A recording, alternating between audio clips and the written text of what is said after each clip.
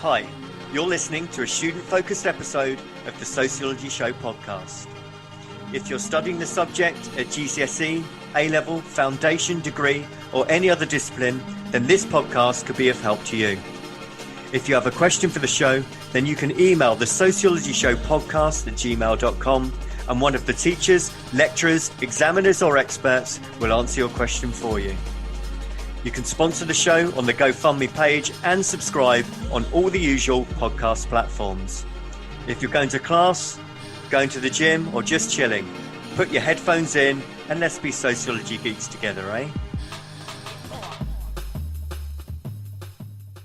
Hello and welcome to the Sociology Show podcast, which is brought to you in association with Tutor2U Sociology, the exam performance specialist for A-level and GCSE sociology students and teachers.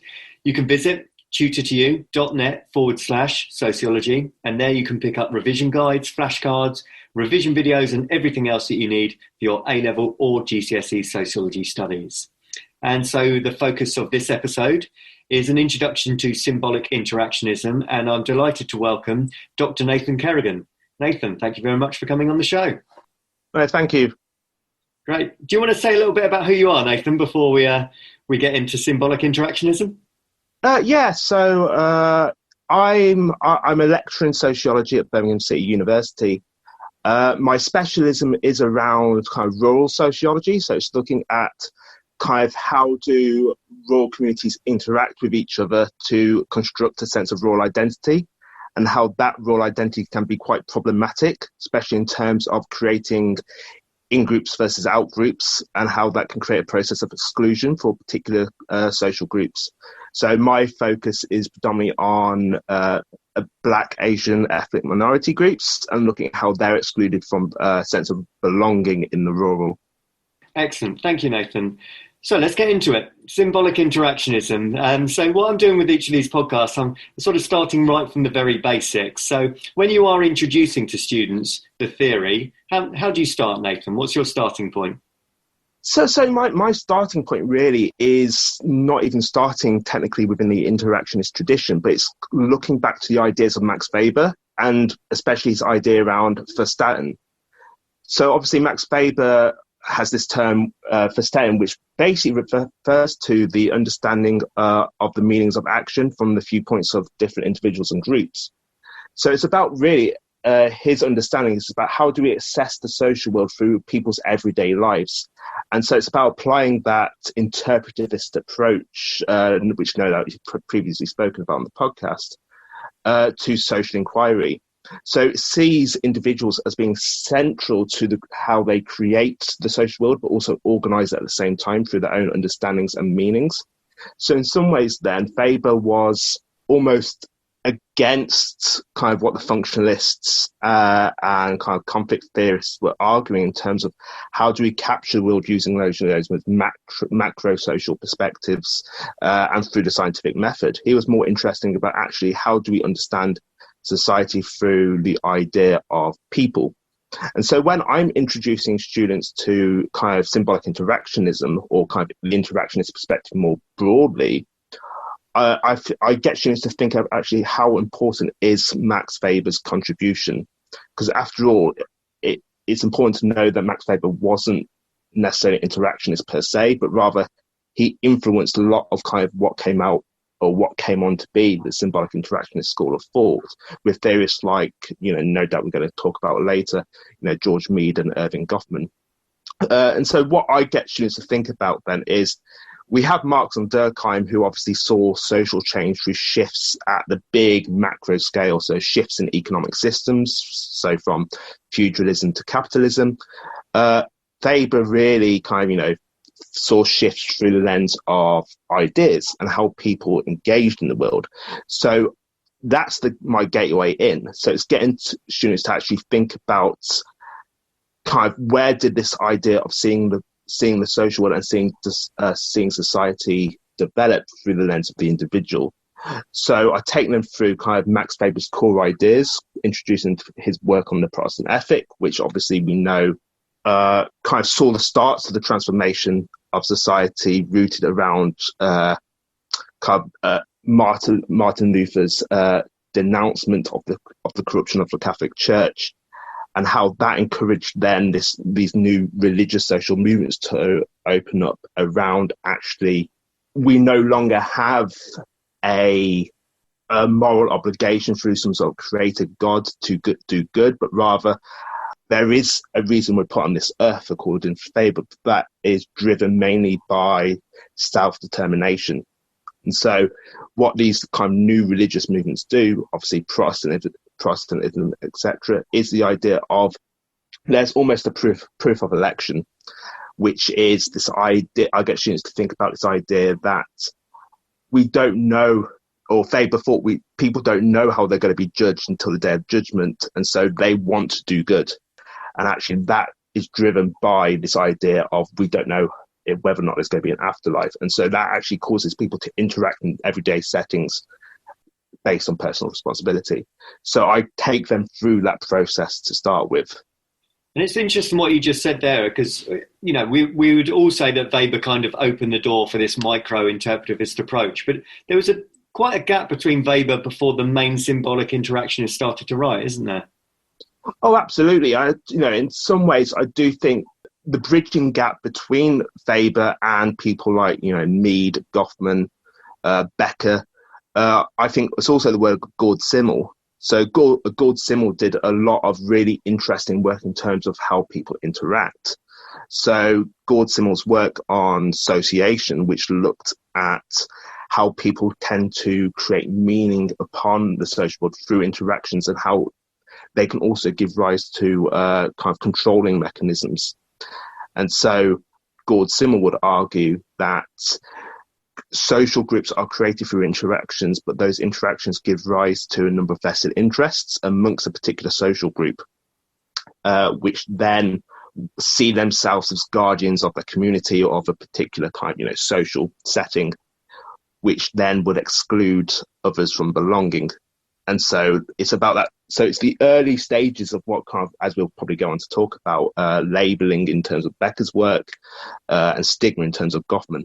And students often get a little bit confused about this, because we kind of start talking about sociology as looking at the bigger structures and looking at society rather than the individual. And psychology is more about the individual. But then interpretivism or symbolic interactionism kind of goes against that theory, doesn't it? Because it does take a micro approach. No, absolutely. And, this is where the work of George Mead really fits in terms of how kind of our social identities are created, which obviously, if you take the work of somebody like Mead, the idea of the looking at the mirror glass self, Mead thought that interaction within life was crucial to knowing about yourself. So it's about the interaction with others and how that can affect our psyche and our kind of psychic understanding of the world. For Mead, he was really interesting in knowing about actually who are we, and what is this idea of self, of being within the social world. And so for Mead, his key perspective is kind of echoing what some of those predominantly developmental psychologists would say, which is as children we make sense of the world through who we interact with, and that really plays a massive role in terms of our own abilities as adults to actually find our way through the world, in terms of not only how others respond to us, but how we respond to wider society. And for Mead, I think, Mead goes through the stages of this exact process, which actually, as I said, it really stems from that kind of almost that developmental psychological perspective. So Mead has that, the first stage being the preparatory stage, where interactions with others is built into us through imitation as children. And so for Mead, whereas, developmental psychologists, social learning theories in psychology would say children learn who they are through imitation, Mead doesn't go that far. Mead says that actually at the center of a child's world at that stage is them. So, psychologically, psychically, they are more interested in just routinely repeating actions and activities. But it's important because as children get older, according to me, in that preparatory stage is when they start to kind of think about actually communicating with other people. And so they start to learn about a wider societal moral code through communications and gestures using words and language and discourses, etc. So it's really interesting, definitely the overlap between both kind of sociology and psychology in terms of what you're saying. Absolutely. Especially those ideas to do with the self and the ego. You'd normally associate that more with the psychological discipline, wouldn't you? Yeah. That's quite interesting as well, what Mead talks about, how children kind of, they act and pretend, don't they? Children will play pretending to be daddy or mummy or doctors or nurses or a fireman or a police officer. So they're starting to prepare for adult life through those actions of play, aren't they? Oh, no, absolutely. And this is kind of what Mead calls the kind of second stage of the development of social self, which is the play stage, right? And so whereas Mead would argue in preparatory, they're just too involved with themselves. They're just copying because it's routine habit. Within the play stage, then, it's where children start to learn more about the importance of social relationships. So Mead particularly believed that it was through the reflection of things like playing with toys, playing make-believe, cops, robbers, doctors, nurses, mommy and daddy, where they start to gain a sense of people's identities within the world and actually associating themselves with those kind of, those labels, those categories becomes very much the focus of their will then. So gone away is it from that kind of egocentric perspective, but more now it's rooted in how society reproduces these labels. So for Mead, it was about how do we, create a kind of collective understanding of how people socially interact. Yeah, and it uses that idea of we start to learn who's important, kind of significant others in our lives, doesn't it? Absolutely. And, that is rooted in kind of, what Mead calls the third and final stage, which is the game stage, which is, during this like last stage in the developmental process of the social self, that we learn about ourselves through not necessarily all people we interact with, but through, as you said, the significant others in our lives. Now, obviously, a significant other in the context of Mead is not talk about just partners. He's talk about our friendship circles, our family members, those who we're essentially really close to. And so we learn about who we are through who we are close to and interact with on a probably routinely day-to-day basis. But also, at this stage, it's not just about knowing your own personal social self. It's also about understanding what Mead calls the generalized other. So by the generalized other, Mead is talking about society by and large. So it's this stage in particularly where children are fully developed in median terms in understanding about what is morally right versus what is morally wrong in society, and also how they respond to it. At this stage, we're fully aware of, we're aware that we perceive people in different roles have multiple roles. So obviously, we know as children, we automatically assume that all things all teachers do as teach, all that mummy and daddies do is care for us. But later, at this stage, he's clearly highlighting that actually we're recognizing that people as humans are indeed very complex social beings in which we occupy multiple identities, multiple ways of interacting and doing social life, which is really interesting. So this ultimately all gives way to what Mead calls the I and the me, which is, the me being your social self, what society makes of you or perceives you to be, versus the I, which is kind of our response to the social self. So an example of this is, let's use higher education. The me is saying, I must go to university. Going to university is the, trajectory through life. But the I could be saying, well, if I go to university, then I could be in all of this debt. So I don't really want to go to university. Maybe I fancy an apprenticeship or doing something else. But then that is juxtaposed against the me who is seeing, well, I must go to society. So there's that almost that competing demand over the kind of two fundamental blocks of who we are. And what Mead says is that you will only get a kind of a well-balanced, I suppose, you, in median terms, is when those two things are synchronized. So when your kind of social self is aligned up to how you perceive yourself to be in society. Students really enjoy that I and the me theory, actually. So, yeah.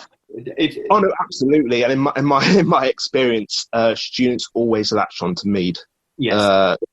Absolutely, they love Mead. That's George Herbert Mead. Where do you want to go next, Nathan? Who would you like to explore next? I don't know. To be fair, I think we should start off the conversation next with Goffman. I do love Irving Goffman.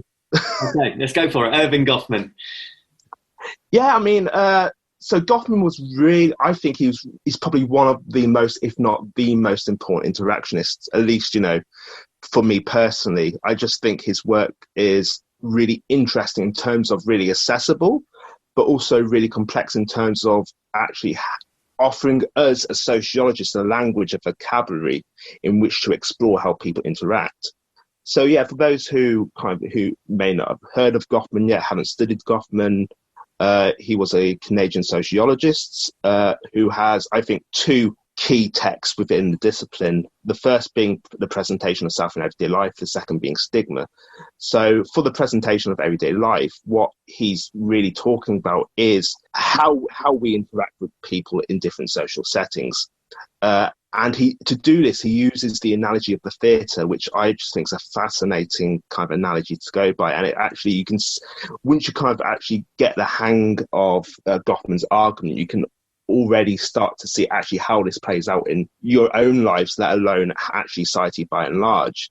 And so for me, my understanding of Goffman here is that when he's talking about the theatre, he's talking about actually how we perform. So there's a lot of reference to performances in everyday life. So he would see kind of the world as a stage of sorts where we're interacting with different people who are actors. So we are creating interactions, creating society through our response to how other actors in Goffman in terms of what they're doing, which I think's really interesting. And again, students really love this idea because it's it makes sense to them. And we can see this play out.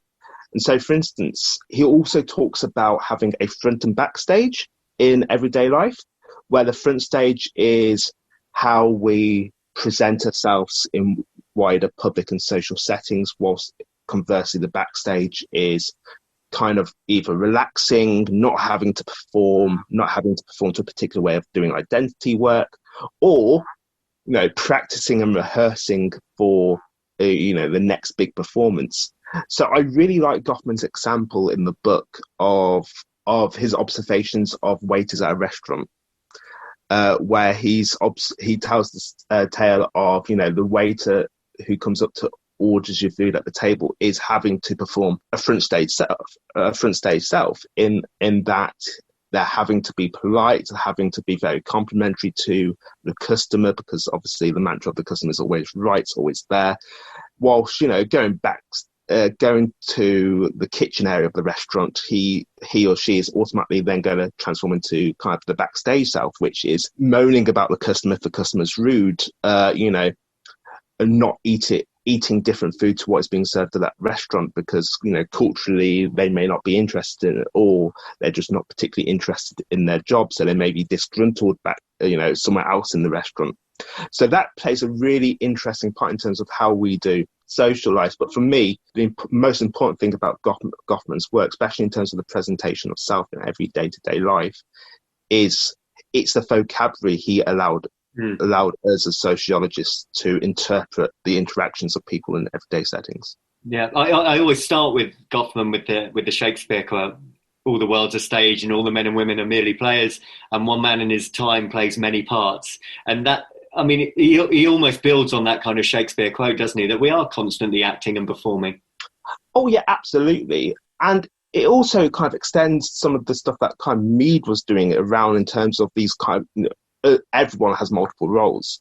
So no one person within society is designated to the role of a father, a husband, a brother, a sister, a teacher, a lecturer, whatever your identity is, but rather there are multiple identities. Each one of us has multiple identities that we perform. And these are just basically different parts of the social drama. And so, this whole approach that he uses and kind of unpicks in the book Performance Over Life is called the dramaturgical approach. So it's looking at kind of social dramas, how they played out. But what I also think is really interesting, which I kind of get through to my students when I'm talking about Goffman, is you cannot see kind of the symbolic interactionist perspective working in isolation from other kind of sociological perspectives or paradigms. And I think this is kind of, as I was saying earlier, this is how I position myself, in which actually a lot of conflicts arise from interactions in different settings. And this is exactly kind of what Goffman would highlight in terms of if we're performing through particular set of identity formations, and we've got a bunch of quote unquote actors who are doing similar sorts of thing, they give rise to particular vested interests, which then can be quite either including and excluding contingent upon kind of the person who's trying to get access to that particular social setting or world or community. And so actually it's through these interactions in a lot of Goffman's work that create conflict. So it's important kind of when students are thinking about the different sociological perspectives, functionalism, conflict theories and symbolic interactionism, is that they are not seeing them technically in tandem, but all as kind of, as separate from one another, but at least two of them can come in contact with each other, especially the conflict and symbolic interactionist perspectives. They work really well together, but we can't see, in order for conflict to work within the context of symbolic interactionism, we can't see it in terms of these wider macro political, social and economic structures, like somebody like Karl Marx or Antonio Gramsci would argue. Thank you, Nathan. That's going to be the end of part one. So we've covered George Herbert Mead and Erving Goffman. In part two, we'll look at some more researchers. Hi, welcome back to part two of the Sociology Show. I'm talking to Dr. Nathan Kerrigan about symbolic interactionism. We just left part one talking about Goffman. There's another key term for him, isn't there? His ideas on stigma. Should we just cover that first? Yeah. Goffman's ideas of stigma, I think, are probably his second biggest contribution to sociology as a discipline.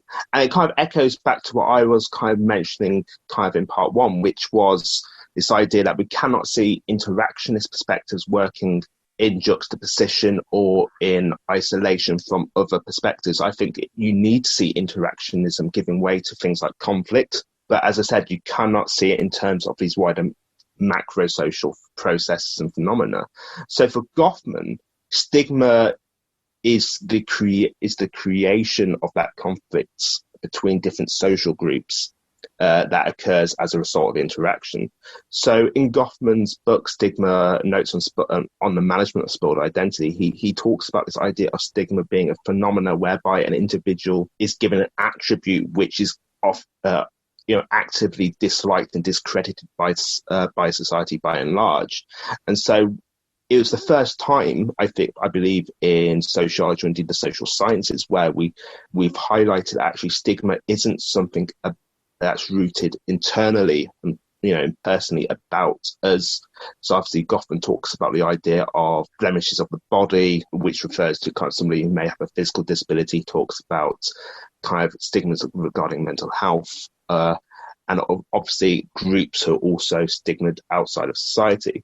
But how Goffman would see it is that these are no faults of the individual themselves, but rather kind of, and we'll talk about this in a bit later, but the labeling process that goes on as a result of stigma. So according to Goffman, it is the idea that certain behaviors are labeled as out of place, out of step within society, and therefore they must be controlled and monitored and regulated in particular ways in order to fit what is seen as socially acceptable as part of society.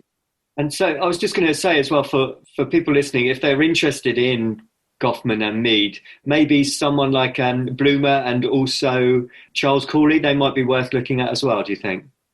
No, absolutely. But also, as I mentioned before, kind of to trace back the origins of interactionism, Gord Simmel as well. I really out of kind of some of the more classical social theorists, he's often quite ignored, especially amongst kind of more of an A-level audience.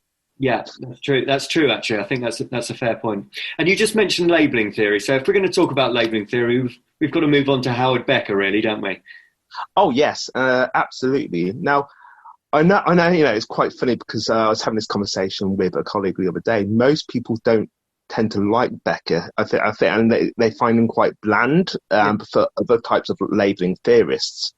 And I think that's a really important note to make, especially if for those particular A-level students who are listening, which is there's no one just labelling theory. There's a range of different labelling theories, but it was Becker's ideas around labelling in his book Outsiders, which really kind of actually brought labelling theories to the forefront in sociology.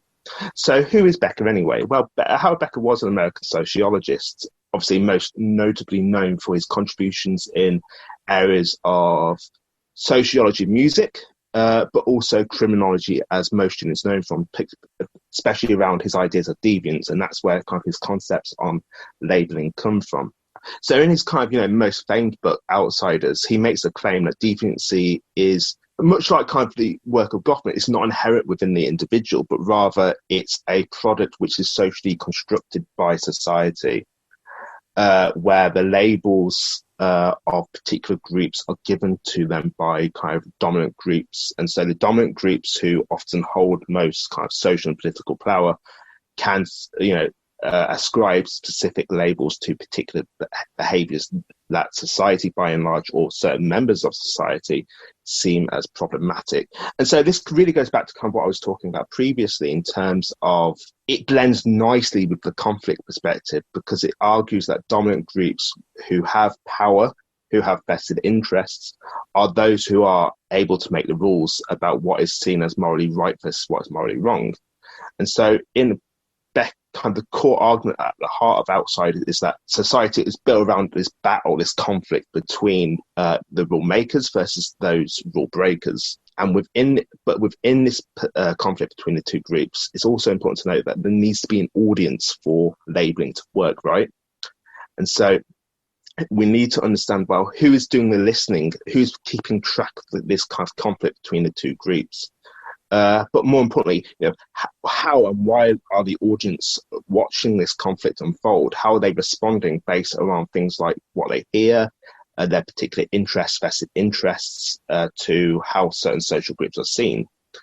So within Becker's book, he also introduced kind of what is known in sociology as moral panic, which gets quite a lot of reputation as being kind of, created by Stan Cohen's work, but I think Becker's idea of moral panic actually works a bit better, and which is where society, takes these very really small scale, minuscule incidents or certain characteristics of the way people behave, and scales up the severity so it looks as though it's threatening, but in actuality, as we know, actually the actual behavior is very small. So an example of like this, we see it all the time in music scenes, where obviously you take the example of modern rockers with Stan Cohen's work. We take the idea of the late 70s and the rise of punk rock music, with, which was seen as threatening because it was pushing back against the state and challenging kind of, the state narrative of particularly Thatcherism at the time and neoliberal economics. And we saw in the 90s with things like rave culture, etc. So again, it's really interesting about how kind of, these certain ways of how people in particular subcultures act creates kind of these ideas of moral panics. But for moral panic to work, though, it needs to have societal institutions that scale up. So often, certain behaviours get brought up in the newspaper, in the print media, through social media as being threatening. So it's often they're seen threatened by everyday discourses and narratives, but also through wider societal institutions. But also, obviously, we know that another part of the labelling theory Becker kind of developed in Outsiders is the idea of the character of a moral entrepreneur, and how moral entrepreneurs are there to help reinforce the rules about what is deemed socially correct versus what is deemed socially incorrect behavior. So an example he talks about is the idea of cannabis users, and how he makes a claim that in order for rule enforcers to be created, there needs to be people who come into interaction and contact with people who either do kind of illicit activity or deviant activities. So in the example of cannabis use, then he argues that, people need to know people who take cannabis or have associated with people who take cannabis and therefore don't like it, or have taken cannabis themselves but have decided not to take it. And it's through those, I suppose, the internalizing of particular values that one holds towards a certain behavior, it then makes them a moral entrepreneur in terms of dictating to people what they should and shouldn't do. So certain people may challenge someone for taking certain, illegal substances, etc. We see this all the time also in terms of what we do in particular subcultural movements. So I know within the punk movement you have straight edge is a culture built around not smoking, not doing drugs, not drinking. But as part of that wider straight edge scene was the creation of moral entrepreneurs, where there's certain punk rockers in that scene who if they saw people who drank, they would be violently aggressive to them, call them out. And so it's about how that process happens through an interaction, which Becker thought was really interesting because it creates control. So a lot of the work that I do, for instance, is around the idea of informal social control and how groups are regulated. So for Becker, particularly, regulation and informal control happens because of people having a vested stake and interest. And the beauty of the labelling theory is it crosses so many different kind of synoptic areas, doesn't it? Because the labelling theory comes up in crime, as you mentioned, but also education, in fact, youth subcultures. You could name the topic and it's applicable to all of them. No, absolutely. And, this is what I realised when I came to do kind of my doctoral work 8 years ago, which was technically I approached the topic of rural areas, informal social control in rural areas through a criminological lens initially. But then, as I realised, I wasn't interested in crime in the first place. I was interested about how racism is created or how the countryside creates systemic forms of racism. So for me, it was exactly that. Labelling is not always about control, kind of crime control, but it's about what I call the management and regulation of identities. So, identity management. So you have to engage with not only Becker's work initially, but also put it in context in relation to the work of people like, Mead, Goffman, Bloomer, all of those particular people. And Nathan, I just made a note of some of the key terms that you've brought up so far, which I think students should know, and then we'll see if there's any others you think are definitely ones that people should know. So we've mentioned the I and the me, we've mentioned significant and generalised others, presentation of self, stigma, labelling theory, moral panic, moral entrepreneur. Is there any sort of kind of key words that you would associate with symbolic interactionism that's useful for the listeners? I think that there's a few, actually, two of which are quite methodological in nature. And so, obviously, one of the key things as sociologists is not just talking about social life in its abstract context, but rather how do we apply that? How do we then, as sociologists, go out there and capture the world? And that becomes very problematic for us on the more interactionist, interpretive side of sociology, because obviously we don't have the scientific rules and positivistic rules of measure and verification. And so the two words I would recommend is ethnomethodology, which looks at kind of what methods can we use to capture human experiences, and also phenomenology, looking at actually ourselves and kind of how the social is constructed by the individual and how we make sense of it through the individual. Yeah, I always say to students, if you can get ethnography, ethnomethodology or phenomenology into an essay, that's going to impress the odd examiner. Come on. Right? Surely they'll be impressed by that. Absolutely. And so, Nathan, maybe we could finish off with, despite all the things we've said about symbolic interactionism, what are the main criticisms from alternative perspectives? For kind of, the two main other perspectives, functionalism and conflict, I think it's too focused on the small. So one of the main criticisms is that because it's engaged in the micro, it ignores these wider, broader macro patterns of, say, global politics, world economies, and all of that sort of stuff, which actually, although Goffman tried to kind of talk about some of that in terms of what he titled the mesosocial level, which is kind of that bridging between how people interact in society by and large, they don't the interactionist perspective cannot, I personally think, kind of explain how things like world systems happen. And for that, I do think you need to kind of draw upon other perspectives like conflict.